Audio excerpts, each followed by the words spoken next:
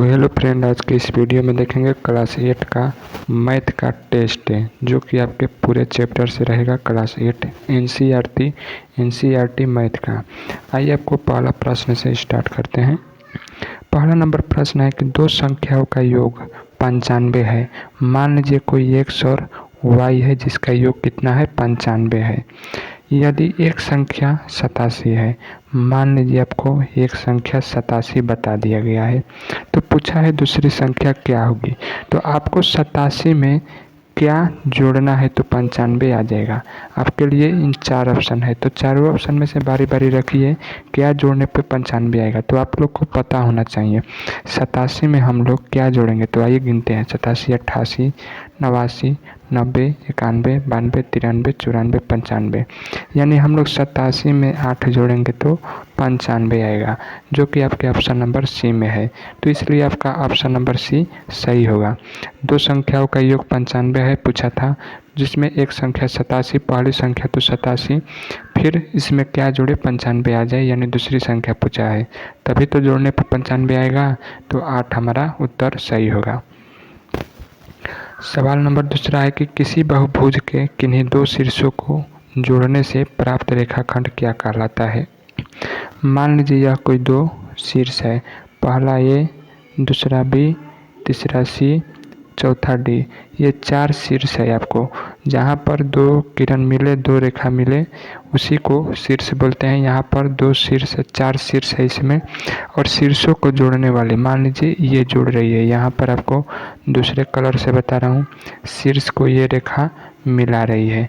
अब इन दोनों रेखा को क्या बोलते हैं, तो आप लोग को क्लास में बताया गया होगा कि इनको ही विकर्ण बोलते हैं। इनको क्या बोला जाता है, इनको विकर्ण बोला जाता है। शीर्ष इसमें पूछेगा तो ए, बिंदु बी, बिंदु सी, बिंदु डी शीर्ष होगा, विकर्ण हो ही गया। और भुजा पूछेगा तो ये बी, यानी ये वाला भुजा हो गया। तो टोटल 4 भुजा है इस बहुभुज में, और 4 शीर्ष है और 2 विकर्ण है। तो आपका डाउट क्लियर हो गया होगा शीर्ष, भुजा, विकर्ण में। तो आपको इसका उत्तर हो जाएगा विकर्ण। आइए सवाल नंबर आपको 3rd नंबर की ओर बढ़ते हैं। संख्या 1 से 9 के बीच कितनी टोटल अभाज्य संख्या आती है। यानी कि आपको सबसे पहले 1 से 9 के बीच सभी अभाज्य संख्या को लिख लेना है। अब रही बात अभाज्य संख्या किसे कहते हैं, तो अभाज्य संख्या वैसे उसे कहते हैं जो केवल 1 और स्वयं से कटे। जैसे मान लीजिए 2, तो 2 किससे कटती है, पूर्ण रूप से किससे कटती है, तो केवल 1 से कटेगी और स्वयं से यानी खुद ही 2 से कटेगी। इसी प्रकार 3 हो जाएगा, 3 भी 1 से कटेगा और स्वयं 3 से कटेगा, लेकिन 1 नहीं होगा क्योंकि इसमें केवल 1 ही आ रहा है, तो इसलिए 1 नहीं रखेंगे। 3 के बाद 4 रखेंगे, 4 रखेंगे नहीं रखेंगे क्योंकि यह 1 से भी कट रहा है, 2 से भी कट रहा है और 4 से भी कट रहा है। अभाज्य संख्या केवल 1 और स्वयं से कटनी चाहिए। तो इस प्रकार से 1 से लेकर 9 तक पहली हो गई 2, 3, 4 नहीं होगा, 5 होगा, 6 भी नहीं होगा, 7 होगा। यानी कि 2, 3, 5, 7 हम लोग का टोटल 1 से 9 के बीच में 4 अभाज्य संख्या है। कुल कितना संख्या इसका, 1, 2, 3, 4, यानी ऑप्शन नंबर डी हमारा सही होगा। उम्मीद करते हैं यह भी प्रश्न आपको अच्छे से समझ में आया होगा। आइए आपको अगला सवाल ले चलते हैं। इनमें से कौन सी संख्या पूर्ण घन है, यानी कि पूर्ण घन पूछा है, इसमें से कौन सी पूर्ण घन है। पूर्ण घन का मतलब होता क्या है, वैसी संख्या जिसका क्यूब करने पे कुछ मान निकलता हो। अब 10 का क्यूब करेंगे तो क्या होगा, 1000। तो यानी हम लोग का 1000 पूर्ण घन हो जाएगा। ये क्यों नहीं है, तो ये आपका वर्ग है, 10 का वर्ग है। तो हमसे पूछा है पूर्ण घन, यानी घन पूछा है, तो ये भी नहीं होगा। 10 किसी का क्यूब नहीं होता है और 10,000 भी किसी का क्यूब नहीं होता है। तो 10 का क्यूब होगा 1000। उम्मीद करते हैं इस प्रश्न को भी समझ में आ गया होगा आप लोग को। यहाँ पर अगला सवाल की तरफ बढ़ेंगे। नेक्स्ट प्रश्न आपसे पूछा है किसी वस्तु का क्रय मूल्य 840 है। क्रय मूल्य होता क्या है, तो देखिए क्रय मूल्य को ही सीपी बोलते हैं, यानी जिस रेट से आप किसी वस्तु को खरीदते हैं। बाज़ार में मान लीजिए आप सब्जी खरीदने गए, सब्जी नहीं, मान लीजिए कोई मोबाइल खरीदने गए तो मोबाइल का दाम जो है 840 रुपया है, तो सीपी हो जाएगा खरीद मूल्य यानी क्रय मूल्य 840 रुपया, ठीक है। और 500 रुपये में बेच दिए तो एसपी को बोलेंगे सेलिंग प्राइस, यानी कितने रुपए में बेचे, तो 840 का मोबाइल बेच दिए कितने में, 500 रुपये में। अब आप लोग ही बताइए, 800 का खरीदे थे पॉकेट से और 500 में उसे बेच दिए, तो घाटा हुआ यानी हानि हुआ। अगर घाटा हुआ तो उसको हानि बोलेंगे, अगर फायदा हुआ तो उसको लाभ बोलेंगे। तो आप लोग अब खुद बताइए कि लाभ हुआ कि हानि।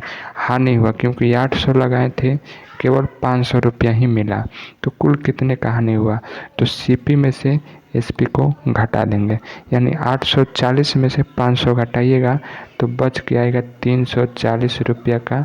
लाभ नहीं हुआ, आप लोग को घाटा हुआ, और घाटा को बोलते हैं हानि, यानी 340 का आपको हानि हो गया।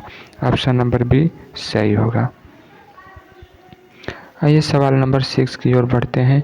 -4 के पावर 5 गुणे -4 के पावर 5 का मान क्या होगा, यानी कि देखिए इसमें बताते चले, -4 और -4 मेन संख्या यानी बेस सेम है, आधार जब सेम रहता है और दोनों संख्या गुणा में रहता है तो उसका घात जो होता है आपस में जुड़ जाता है। तो -4 लिख के 5 + 5 लिखेंगे, फाइनल उत्तर होगा -4 के पावर 5 और 5 जोड़ेंगे तो 10, -4 के पावर 10 किस में है, तो ऑप्शन नंबर सी में, तो ऑप्शन नंबर सी सही होगा।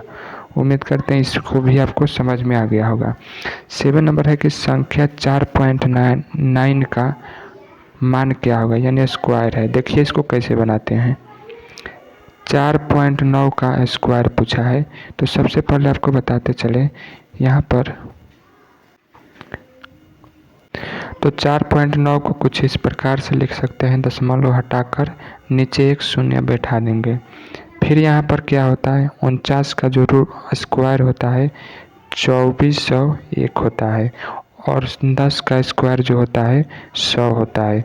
अब दशमलव बैठाइए तो एक पे जितना जीरो रहता है उतने अंक के बाद दशमलव को बैठाया जाता है, तो 2 अंक है तो 1 2 यानी कि 24.01 के पास होगा, तो 24.01 किस में है, ऑप्शन नंबर बी में, तो इसलिए ऑप्शन नंबर बी सही होगा।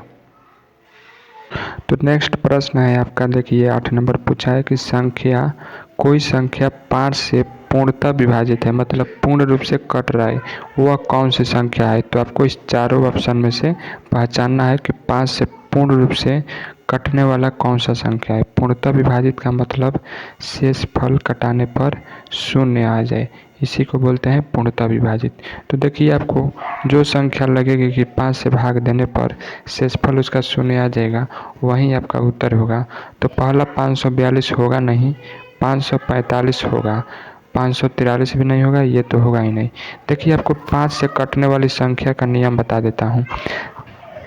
जिस संख्या के लास्ट में 5 तथा 0 हो, 5 तथा 0, जैसे मैं उदाहरण के तौर पे बताता हूँ, 542 5 से कटेगा कि नहीं। जिस संख्या के लास्ट में 5 और 0 रहेगा वह कटेगा ही कटेगा 5 से। तो यहाँ पर आपको 5 तथा 0, मान लीजिए 542 है तो इसके लास्ट में 2 है, तो इसलिए 5 एवं 0 नहीं है, तो 5 ले अब पूर्ण रूप से विभाजित नहीं होगा, 5 से नहीं कटेगा। इस संख्या को देख लीजिए, इसके लास्ट में 5 एवं 0 में से कोई है कि नहीं, तो अवश्य 5 है, तो इसलिए यह संख्या 5 से पूर्णतः विभाजित है।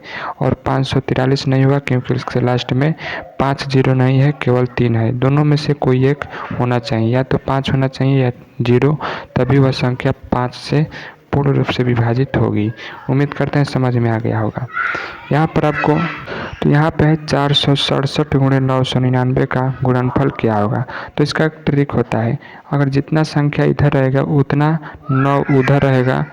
तो देखिए ट्रिक कब लगता है, तो आपको बता दें, दोनों संख्या गुणा में रहे, यानी जितना संख्या इधर रहे और उतना ही 9 उधर रहेगा, तब ट्रिक को आजमाएंगे। इसमें देखिए 3 संख्या एक तरफ है और उतना ही 3 गुना उस तरफ है, गुणा के उस साइड, तब ट्रिक को अपनाएंगे। ट्रिक क्या कहता है, तो सबसे पहले जो संख्या दिया रहता है तो आपको उससे एक कम संख्या लिखना है, यानी 467 है तो 466 लिखेंगे।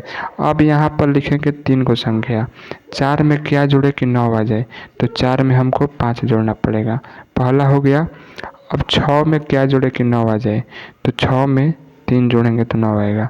अब एक 6 बचा, इसमें क्या जोड़े कि 9 आ जाए, तो 3 जोड़ेंगे, यानी कि आ गया हम लोग का आंसर 466 533। ऑप्शन नंबर किस में है, 466 533, तो इसमें देख सकते हैं ऑप्शन नंबर सी में है, 466 533।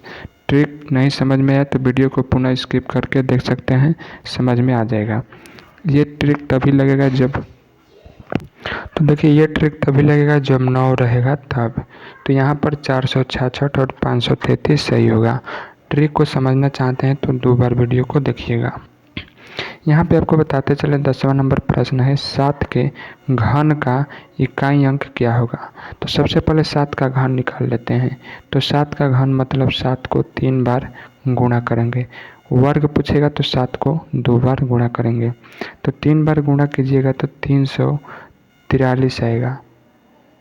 यहाँ पर आपको निकाल के बता देता हूँ, 49 में 3 से गुणा कीजिए तो 9 7 63 की 3 7 चौक 28, 28 और 6 28 29 30 31 32 33 34, जी बिल्कुल 343 आया। तो पहली संख्या जो यहाँ पर आपको बता दें, इसको बोलते हैं इकाई, इसको बोलेंगे दहाई, इसको बोलेंगे सैकड़ा। ये बातें आप लोग बचपन में पढ़े होंगे। तो यहाँ पर आपको बता दें इकाई पूछा है तो हम लोग का इकाई पर ध्यान देंगे, न कि दहाई पे, न कि और न ही और सैकड़ा पे। तो इसलिए हम लोग का इकाई 3 हो जाएगा। देखेंगे ऑप्शन किस में है, तो ऑप्शन नंबर सी देखिए, ऑप्शन नंबर सी 3 दिया है, तो इसलिए ऑप्शन नंबर सी सही होगा। यहाँ पर आपको बताते चले 11 नंबर प्रश्न है, आपका क्लास 8 का पूरे चैप्टर से टेस्ट है, यानी कि 10 का पावर 0 है तो इसका मान क्या होगा। काफ़ी मज़ेदार प्रश्न है, यानी 10 के पावर अगर 2 रहेगा तो 100 होगा, 10 के पावर 1 रहेगा तो 10 होगा, लेकिन 10 के पावर 0 रहेगा फिर क्या। तो यहाँ पर एक समझने वाली बात है, किसी भी संख्या का पावर अगर 0 हो तो उसका मान 1 होता है, चाहे इसमें 699 हो, चाहे 500 हो पावर में 0 हो, चाहे 100 हो पावर में 0 हो। अगर पावर में 0 हो गया तो इसका मान 1 होता है। तो यहाँ पे 10 के घात 0 है, यानी 10 का पावर 0 है। पावर को ही इंग्लिश में, हिंदी में घात बोलते हैं। तो किसी भी संख्या का घात अगर 0 हो तो उसका मान सदैव 1 होता है, तो इसका उत्तर भी 1 होगा। आइए आपको 12 नंबर प्रश्न की तरफ बढ़ेंगे। 5 का योज्य प्रतिलोम क्या होता है। तो 5 में ऐसा का जोड़ने पे उसका मान 0 हो जाए, उसी को योज्य प्रतिलोम बोलते हैं। 5/2 जोड़िएगा 5 में तो 0 नहीं होगा, तो इसलिए 5/2 हम लोग का गलत होगा। इसमें क्या जोड़े कि 5 मतलब उसका मान 0 हो जाए। -5 को जोड़िए, तो -5 को जोड़ेंगे तो माइनस और प्लस में गुणा होगा, तो माइनस का चिन्ह हो जाएगा 5 - 5 0, यानी -5 हम लोग का सही उत्तर होगा, ऑप्शन नंबर सी। आइए सवाल 30 नंबर प्रश्न की तरफ बढ़ेंगे। तो आइए आपको 30 नंबर प्रश्न को बताते हैं। पूछा है कि यदि a बराबर -1 और b बराबर 2 है तो a² प्लस b² का मान क्या होगा। तो यहाँ पर a² का मान पूछा है हमसे प्लस में b² का मान, जबकि दोनों का मान दे दिया है। a का मान है -1 तो a के स्थान पे -1 को पुट करेंगे और इसका स्क्वायर करेंगे। फिर है b के स्थान पे 2, तो 2 का पुट करके स्क्वायर करेंगे, यानी -1 का स्क्वायर, यानी -1 का 2 बार गुणा, तो माइनस माइनस प्लस, और 1 से गुणा कीजिएगा तो 1 होगा, यानी +1 होगा। फिर है बीच में प्लस, 2 का गुणा करना है 2 बार, तो 2 का वर्ग होता है 4, 1 + 4 को जोड़ेंगे तो हो गया 5। अब देखिए ऑप्शन किस में है, तो ऑप्शन नंबर बी सही होगा। उम्मीद करते हैं ये भी सवाल आपको अच्छे से समझ में आया होगा। तो आइए सवाल नंबर 14 की तरफ बढ़ेंगे। पूछा है 1 माइनस वाई तथा y प्लस 5 एवं 4x का योगफल कितना होगा, मतलब जोड़ने पे प्राप्त संख्या कितनी होगी। तो जो बोला है उसको लिख लेंगे। 1 माइनस वाई, वाई प्लस 5, ये दोनों को जोड़ना है तो यहाँ पे प्लस का साइन होगा। फिर 4x को भी जोड़ना है तो 4x को भी लिख दिए। जो एक जैसा है उसका जोड़ करेंगे और जो नहीं है उसको छोड़ देंगे। तो minus Y plus Y cut जाएगा। फिर यहाँ पे प्लस 5 है प्लस 1 है तो 5 और 1 जोड़ेंगे तो 6 और फिर है 4x।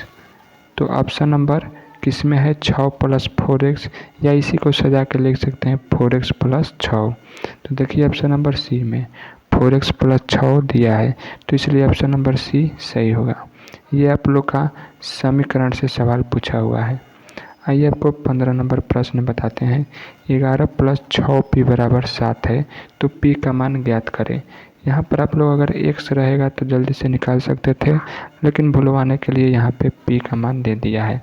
तो कुछ करना नहीं है, 11 को इधर भेजेंगे तो यहाँ पर आपको बना देता हूँ 11 प्लस 6p बराबर 7। यहाँ पर 6p हो गया 7 और माइनस ये प्लस में इधर जाएगा बराबर के तो माइनस में, माइनस 11। 6p बराबर 7 में से 11 घटा तो 7 में से 11 घटेगा तो माइनस 4 होगा। और फिर यहाँ पे p का मान निकालना है तो p को अकेले लिखेंगे और फिर माइनस 4 बटा में 6 कटाइएगा तो 2 दूनी 4, 2 तिहाई 6, यानी माइनस 2 बटा में 3। किस में है तो ऑप्शन नंबर बी सही होगा, माइनस 2 बटा में 3। सवाल नंबर 16 पूछा है किसी संख्या में 6 से गुणा करके 2 घटाने पे 7 प्राप्त होता है तो समीकरण बनाएं। तो कुछ करना नहीं है, जैसे जैसे बोला है वैसे वैसे पहले लिखेंगे। किसी संख्या में 6 से गुणा, मान लीजिए वह संख्या नहीं पता है तो x मान लेते हैं। इसमें 6 से गुणा करने पे 6x प्राप्त होगा। फिर क्या बोला है, करके 2 घटाना है तो माइनस 2 करिए, ठीक है। फिर माइनस 2 घटाने पर क्या प्राप्त होता है तो 7 बराबर क्या लिखेंगे 7। समीकरण बन के तैयार है। अब बताइए ऐसा समीकरण आपको कहाँ पे दिखाई दे रहा है। तो यहाँ पर देखिएगा कट गया है 6x माइनस 2 बराबर 7। इसको याद रखना है 6x माइनस 2 बराबर 7। तो 6x माइनस 2 बराबर 7, ऑप्शन नंबर डी में सही होगा। यहाँ पर है 17 नंबर प्रश्न की 3x माइनस 36 का गुणनखंड क्या होगा। तो यहाँ पर 3x माइनस 36 लिख लेंगे। अब यहाँ पे कॉमन कौन सा है तो दोनों में 3 शामिल है, यानी कि यहाँ पर देख सकते हैं 12 यहीं 36 होता है, इसको तोड़िएगा तो 12 गुणे 3 होगा, तो इसमें भी 3 है और यहाँ पर भी 3 है। तो दोनों में से 3 निकल जाएगा, यहाँ से 3 निकाल दिए तो बच गया केवल x। यहाँ पे माइनस है, माइनस देंगे और ये 12 और 3 में से केवल 3 निकाले हैं तो बचा है 12, तो 12 लिख लेंगे। तो 3 इंटू एक्स माइनस 12 किस में है 3 into X minus 12, option number C में। देख सकते हैं 3 into X minus 12, option number C सही होगा। सवाल नंबर 18 देखिए, 18 भी दिया है 2 के पावर 0। पिछले ही प्रश्न में बताए थे किसी भी संख्या के घात अगर शून्य हो तो उसका मान 1 होता है। तो 2 के पावर 0 का मान 1, बीच में प्लस डालिए।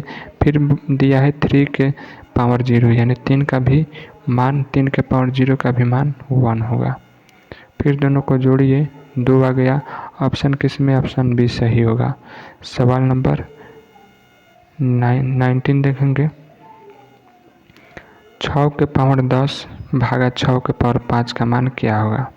तो यहाँ पर अगर भागा में रहे और बेस सेम रहे, यानी कि मेन संख्या सेम रहे और पावर में रहे और बीच में भागा रहे, तब क्या होता है। देखिए आपको इससे पहले प्रश्न किए थे गुणा में था और मेन संख्या समान था, यानी इसको बेस बोलते हैं, आधार समान था। तो इसका घात को क्या बोलते हैं, इसका घात को क्या करेंगे तो इसके घात को आपस में जोड़ देंगे, चाहे घात बराबर रहे या ना रहे। कब होगा, जब गुणा में। वहीं अगर भागा में दे दे तब क्या होता है, तो पहला वाला घात में से दूसरे वाले घात को घटा देते हैं। तो मेन संख्या लिख लेंगे 6 हो गया पहला संख्या है 10, तो 10 में से दूसरे संख्या को घटा लेंगे यानी 5। तो 6 के पावर 10 में से 5 घटेगा 5 होगा, जो कि ऑप्शन सी में है। तो इसलिए ऑप्शन नंबर सी सही होगा। उम्मीद करते हैं ये भी प्रश्न आपको अच्छे समझ में आ गया होगा। आइए सवाल नंबर 20 की तरफ बढ़ेंगे, जो कि लास्ट प्रश्न है हमारा। क्लास 8 का टोटल चैप्टर से आपका टेस्ट था, कुछ चैप्टर छूट गया है, उसको नेक्स्ट वीडियो में किसी दिन कर लिया जाएगा। वीडियो पसंद आया होगा तो लाइक करेंगे, चैनल पे सब्सक्राइब कर देंगे नए हैं तो, क्योंकि आपको क्लास 8, 9, 10 सभी का आपको इस पर इम्पोर्टेंट जानकारी मिलती रहती है। 20 नंबर सवाल है, 512 का स्क्वायर क्या होगा। जैसा कि आप लोग पढ़ें, घन पूछा है, 3 लगा दिया है तो घन। अगर आपको यहीं दे दे केवल 36 और केवल इसे रूट उठाकर छोड़ दे, यहाँ पर 2, 3 नहीं लिखे, तब आपको समझ जाना है कि वर्ग पूछा है, वर्गमूल पूछा है। लेकिन जैसे ही 3 लगा दे तो इसका घनमूल पूछा है। अब आइए इसको कैसे ज्ञात करते हैं। तो 512 को तोड़िए, अभाज्य गुणनखंड से तोड़िएगा तो सबसे पहले 8 से कटाएंगे तो 8 64 बार में आएगा। फिर यहाँ पर 64 को 8